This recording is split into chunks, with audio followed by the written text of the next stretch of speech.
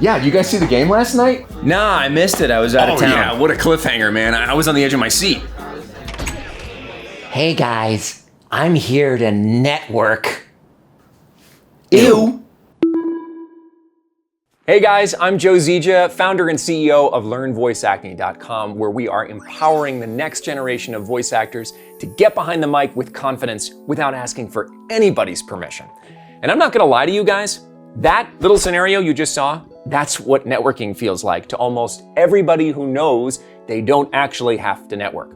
I hate the word networking, and I encourage everybody not to use it because it has a very specific outcome associated with it. You network to achieve results. Networking is a means to an end. And if you know anything about the value of people, you should never, ever treat people as a means to an end. So I encourage you to stop using the word networking and free yourself from that idea and start using the phrase build relationships or whatever else feels more organic and less smarmy to you.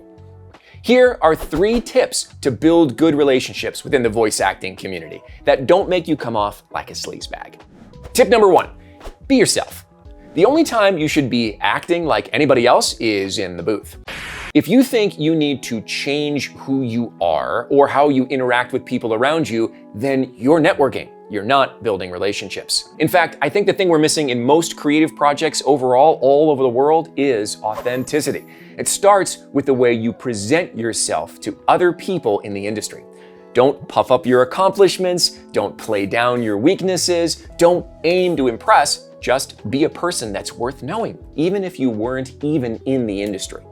Tip number 2, don't talk about work all the time. Look, I'm a little jaded in this respect because I've been in the industry for so long and I've participated in so many different projects, but the last thing I want to talk about in a group full of voice actors is voice acting. Sure, okay, occasionally we'll talk shop or air our dirty laundry to people who can finally understand the frustrations of being asked to do 19 takes of a one-word line, but most of the time, I'm interested in interacting with other people in my industry based on the stories they have to tell about their lives. I want to know their origin story. I want to know what video games they play, what movie they saw, what music they listen to.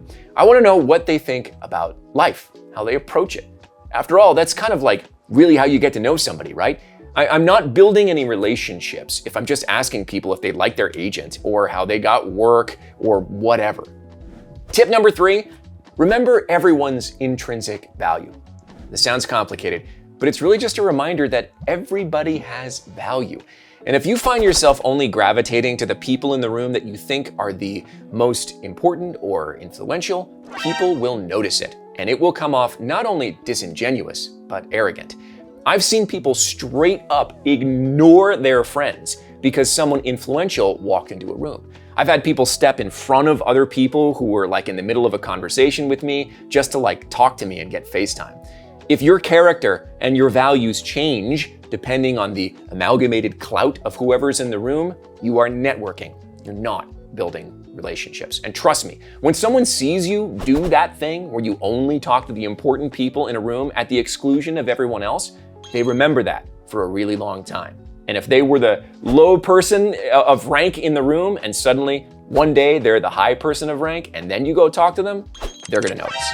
All this being said, guys, these 3 tips will help you in any social environment, in any career, and in any situation. I talk all the time about how voice acting really isn't like what it was in the 1980s, right? Where there was a little bit about like who you know and being seen places and all that stuff. That's the old Hollywood way. That might still exist in some way on maybe like the on-camera world, which I don't know as much about. But for voice acting, especially since we're so geographically distributed, building relationships is just something you do as part of your career and not, I repeat, not as a means to an end. Guys, thanks for taking a second to like and subscribe and help me continue to provide great educational resources to the next generation of voice actors. I want you to check out the links in the description below for a bunch of free resources about how you can get started today, regardless of your location, your experience, or if you have no friends. Stop networking, start building relationships. Live an authentic life. And of course, go get behind the mic.